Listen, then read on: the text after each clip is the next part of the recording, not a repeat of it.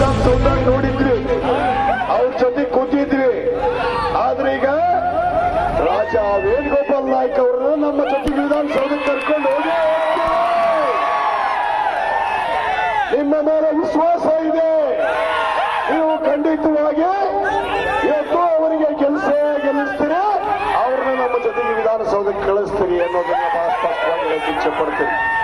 ಮತ್ತು ಇಲ್ಲಿ ನಿನ್ನೆ ಒಬ್ಬ ಕೊಟ್ಟೆಮ್ಮಿ ಬಂದಿದ್ದ, ಅವನಿಗೆ ನಾನು ಎಮ್ಮಿ ಅಂತೀನಿ, ಹಾಲು ಹಿಂಡ್ಲಾರ್ದು ಎಮ್ಮೆದು, ಅದು ಹಿಂಡಾದ್ ನಿಂತೈತಿ, ಅದಕ್ಕೆ ನಟ್ ಲೂಸ್ ಆಗೈತಿ. ಅವ ಹೇಳಿದ್ದು ಸತ್ಯವೇನ, ಸಿದ್ದರಾಮಯ್ಯ ಸಾಹೇಬರು ಈ ರಾಜ್ಯದಲ್ಲಿ ನಮ್ಮ ಮುಖ್ಯಮಂತ್ರಿಗಳಾಗಿ ಉಳಿತಾರೆ, ಮುಂದುವರಿತಾರೆ, ಆದ್ರೆ ಅವ್ರಿಗೆ ಓಟ್ ಹಾಕ್ರಿ ಅಂತ ಹೇಳಿದ್ದು ಕರೆಕ್ಟ್.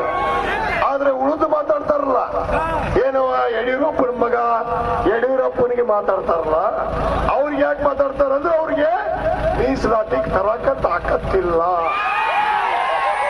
ಅವ್ರಿಗೆ ತರಕ ಆಗಲಿಲ್ಲ. ಸುಳ್ಳು ಹೇಳಿ ನಿಮಗೆ ಮೋಸ ಮಾಡಿ ಏನೋ ಮಾಡ್ಬೇಕು ಅಂತ ಮಾಡಿದ್ರು, ಆದ್ರೆ ಅದು ಸಾಧ್ಯ ಆಗಲಿಲ್ಲ. ಅದಕ್ಕೆ ನಾನು ಹೇಳ್ತೀನಿ, ಆ ಗೊಡ್ಡೆಮ್ಮಿಗೆ ನಾವು ಕಲಿಸ್ಬೇಕು.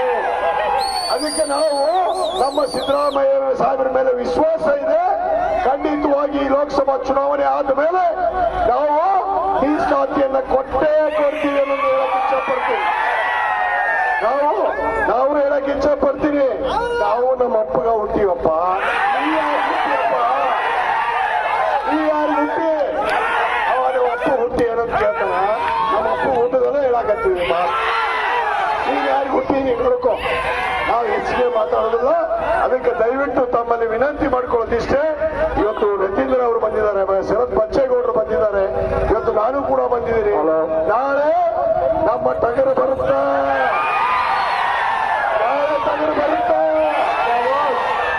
ಈ ರಾಜ್ಯದಲ್ಲಿ ಈ ದೇಶದಲ್ಲಿ ಇವಾಗ ಇರೋದು ಒಂದೇ ಹವ, ಅದು ಸಿದ್ದರಾಮಯ್ಯನವರ ಹವ. ಯಾರ ಹವಾನೂ ನಡೆಗಿಲ್ಲ. ಇವಾಗ ನಮ್ಮದೇ ಹವ, ಅದು ನಮ್ಮ ಟಗರಿಂದೇ ಹವ. ಅದಕ್ಕೆ ದಯವಿಟ್ಟು ರಾಜ ವೇಣುಗೋಪಾಲ್ ಅವರಿಗೆ ನಾವು ಗೆಲ್ಲಿಸಿ ಕಳಿಸಿದಾಗ ವಿಜಯೋತ್ಸವ ಮಾಡೋದಕ್ಕೆ ನಾವು ಮತ್ತೆ 3 ಮಂದಿ ಕೂಡ ಇಲ್ಲಿ ಬರ್ತೀವಿ.